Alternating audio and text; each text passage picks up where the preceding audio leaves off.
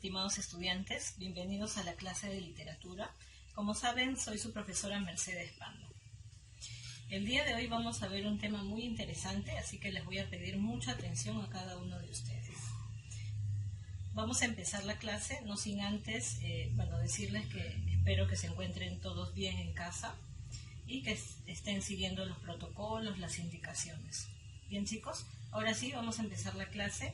Les pido su atención, por favor. Empezamos. Muy bien, chicos, el tema de hoy es la generación del 27. Empecemos. Bien, primero tenemos que definir qué es la generación del 27. Con el término generación del 27 se conoce a un conjunto de poetas españoles del siglo XX, que se dio a conocer en el panorama cultural alrededor del año 1927, empezando con el homenaje a Luis de Góngora, organizado por José María Romero Martínez, que se realizó en ese año en el Ateneo de Sevilla por el tercer centenario de su muerte y en el que participó la mayoría de los que habitualmente se consideran sus miembros. También son conocidos como nietos del 98. Conceptuaron a la literatura como expresión de una realidad autónoma.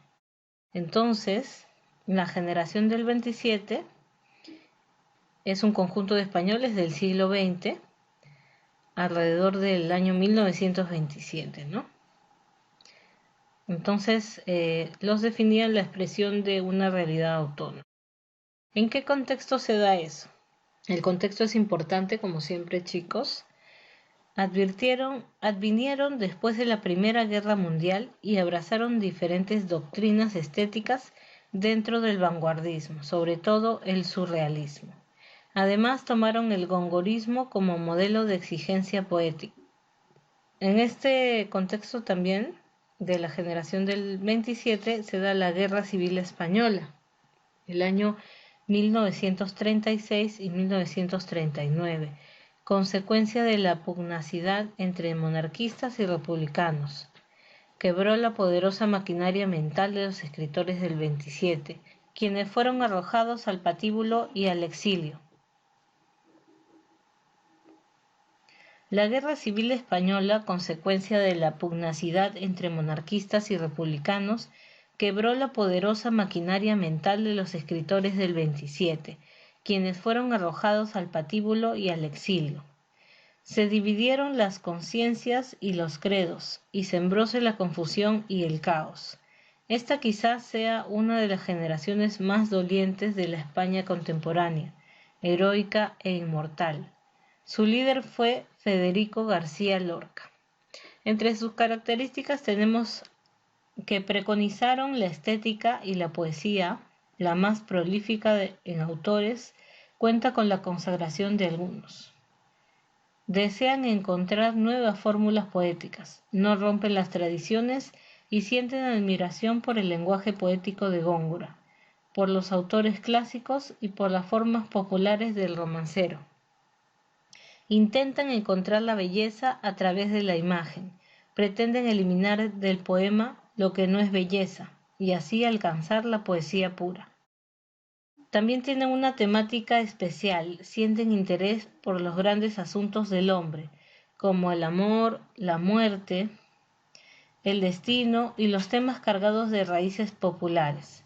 Su estilo se preocupa fundamentalmente de la expresión lingüística y busca un lenguaje cargado del lirismo. Utilizan estrofas tradicionales, el romance, la copla, etc. Y también las clásicas como el soneto, el terceto, etc. También utilizan el verso libre y buscan el ritmo en la repetición de palabras, esquemas sintácticos o paralelismo de ideas. Bien, chicos, entonces las características son que cuidaron la forma y el estilo, ¿no? Que se dividió en la poesía culta y la popular. A la poesía culta pertenecía Jorge Guillén y Pedro Salinas y a la popular Rafael Alberti y Federico García Lorca. La mayoría de poetas de esta generación se adhirieron al vanguardismo. Ahora vamos a ver a los representantes. Tenemos encabezando la lista a Federico García Lorca, con su obra Romancero Gitano, Bodas de Sangre, Poeta en Nueva York, entre otros, ¿no? También tenemos a Pedro Salinas con La voz a ti de vida y Razón de amor. Tenemos también a Vicente Alexandre, que es un gran representante del surrealismo español. Su tema principal es el amor. Fue Premio Nobel de Literatura en 1977.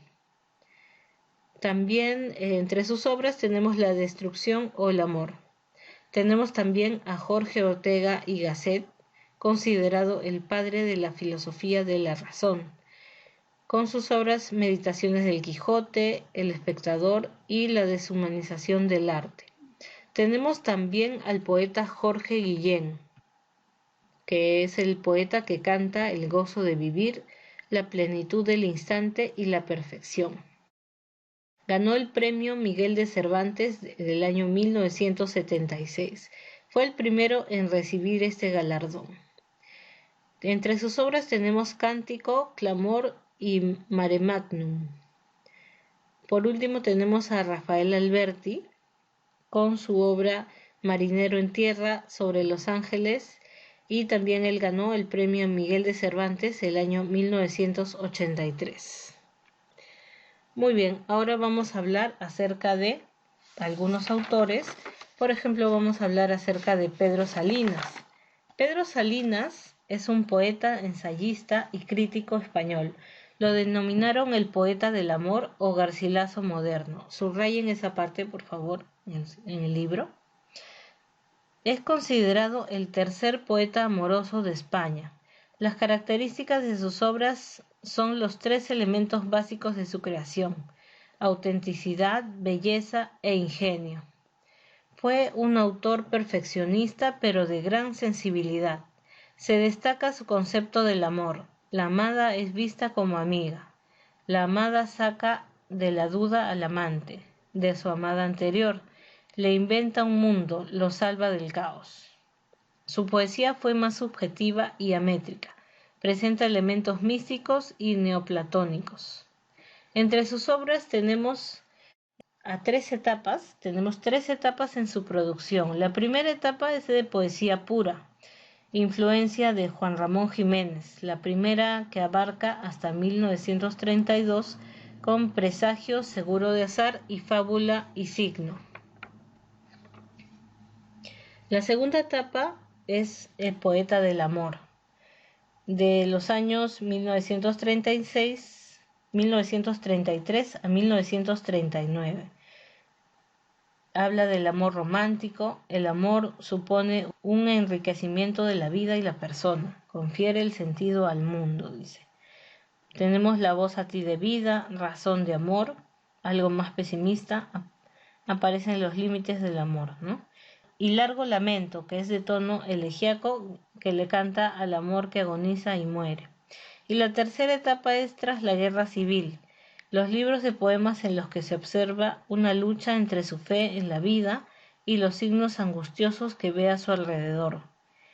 Tenemos El contemplado, Todo más claro, Confianza, desde los años 1942 a 1944.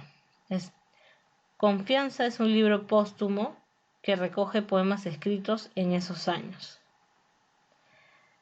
Muy bien, chicos, entre las obras de Pedro Salinas los invito a leer la más importante, que es La voz a ti de vida y Razón de amor, que son poemas preciosos que hablan acerca del tema tan tratado, ¿no? El tema más tratado en el mundo, que es el amor.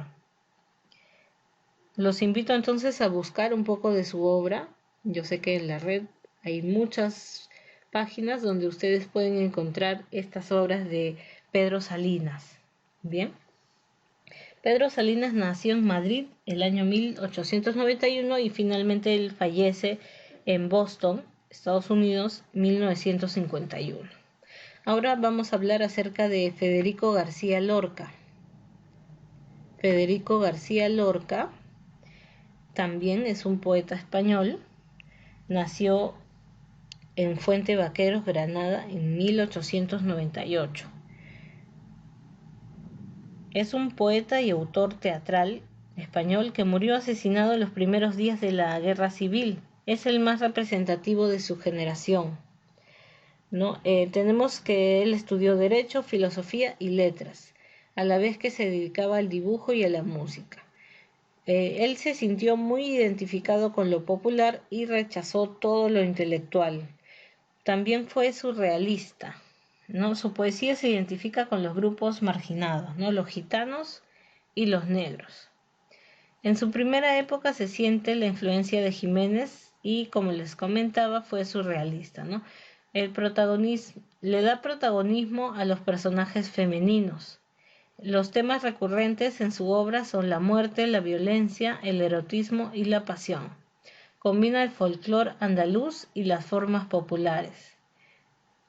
La abundancia de símbolos en su poesía, la referencia al mundo inconsciente del individuo.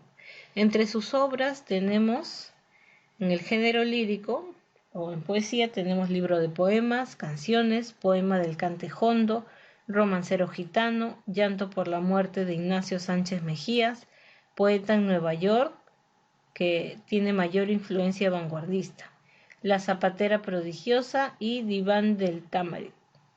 En el género dramático tenemos Bodas de Sangre, Yerma, La casa de Bernarda Alba, Mariana Pineda, Doña Rosita la Soltera o El lenguaje de las flores, que es un drama. Hablemos de Romancero gitano, publicada en 1928. Es la mejor obra lírica de García Lorca y tal vez el más bello libro español de poesías líricas del siglo XX.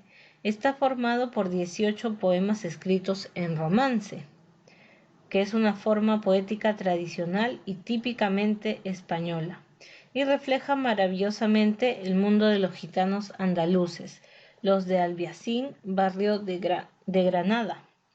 Toma como motivos de sus romances aspectos dramáticos del gitanismo, el amor, la soledad, la venganza, las riñas rurales, la muerte, para crear sobre la base de ellos un mundo irreal, lleno de violencia y de misterio.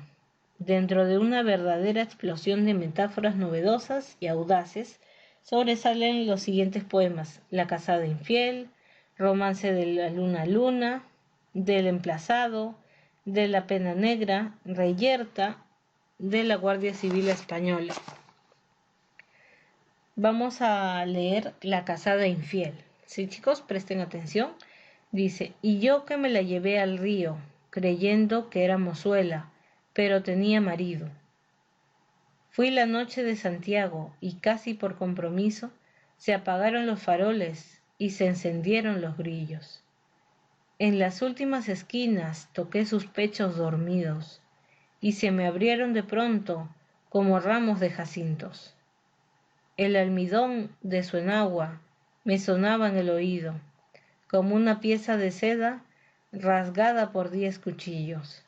Sin luz de plata en sus copas, los árboles han crecido, y un horizonte de perros ladra muy lejos del río. Eso es La casada infiel, ¿no? Ahora hablaremos un poco de Bodas de Sangre, que es una de sus obras dramáticas. Fue publicada el año 1931. Dice: la mejor obra teatral de Federico García Lorca. Consta de 7 cuadros distribuidos en 3 actos. Está basada en los temas del amor, el odio y la muerte. Bodas de Sangre es un drama enmarcado en un paisaje andaluz trágico y universal. El tema principal tratado en este gran drama es la vida y la muerte, pero de un modo arcano y ancestral, en la que figuran mitos, leyendas y paisajes que introducen al lector en un mundo de sombrías pasiones que derivan en los celos, la persecución y en el trágico final, la muerte. El amor se destaca como la única fuerza que puede vencerla. La obra recoge las costumbres de la tierra del autor, que aún perduran. Todo ello a partir de objetos simbólicos que anuncian la tragedia.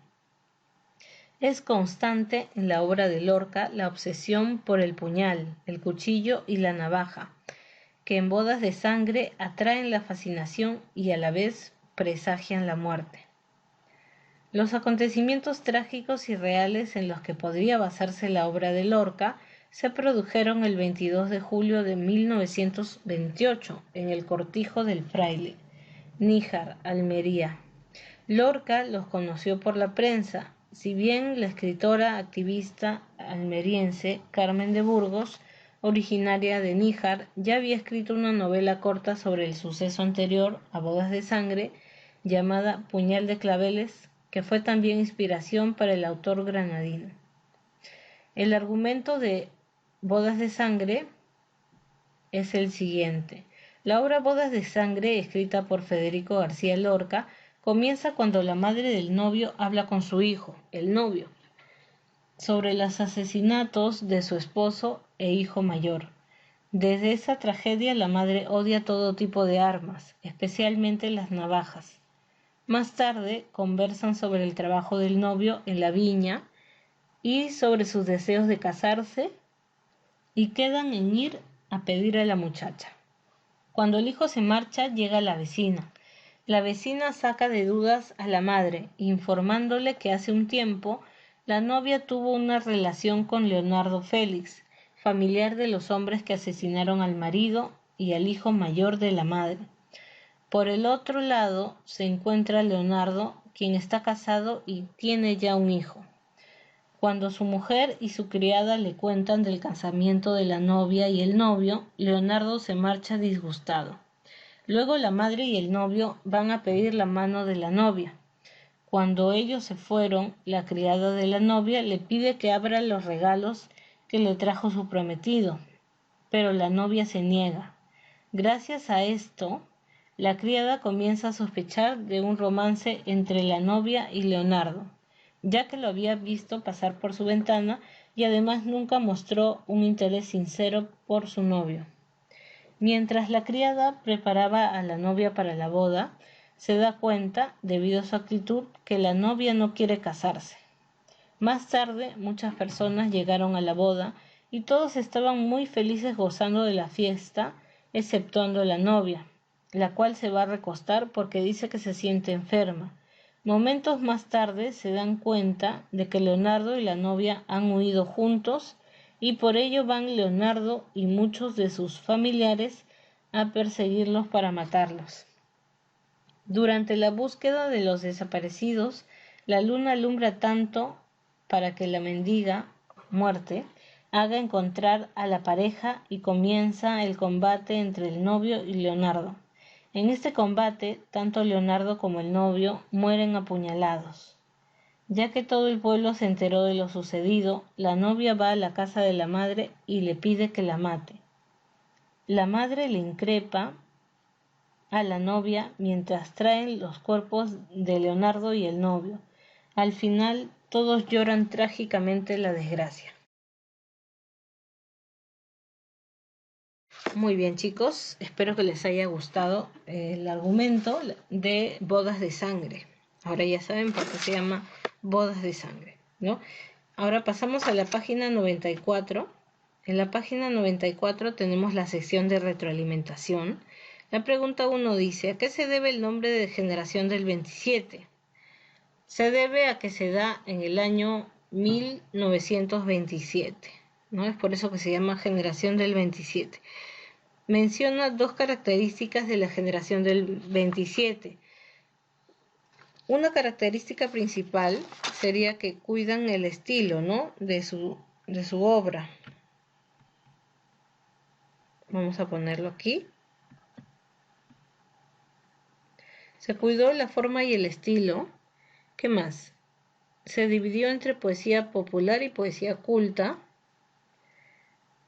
La mayoría se adhirió al vanguardismo, también podríamos poner cualquiera, solo tenemos que poner dos. Pregunta 3. ¿Cómo era la poesía de Pedro Salinas? Bien, le habíamos comentado que la poesía de Pedro Salinas tiene 3 etapas, ¿no?